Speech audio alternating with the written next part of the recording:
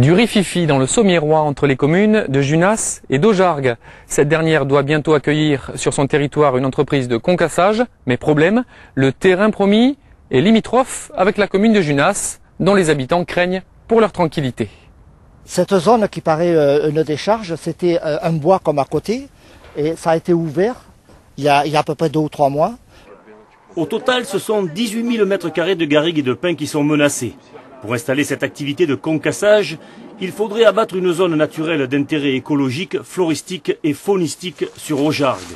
Outre l'environnement, l'association Quensargues, Corbières et Clapis dénonce aussi des risques de pollution sonore et visuelle, l'augmentation du trafic des poids lourds, nuisances non exhaustives. La santé publique, évidemment, avec les retombées de poussière et peut-être une contamination de la nappe phréatique. Donc on est très inquiet à ce niveau-là. À Junas, le maire et une grande partie de ses administrés sont opposés au projet. Le site choisi est à moins d'1 kilomètre de distance du cœur du village. Le maire se doit d'être le relais de l'inquiétude croissante de la population de Junas et doit aussi veiller évidemment au bien-être des Junassols.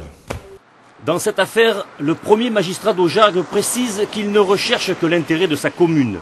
L'installation de l'entreprise permettrait dans un premier temps la création de 2 emplois, un revenu locatif de 8 000 € annuels, plus une action écologique.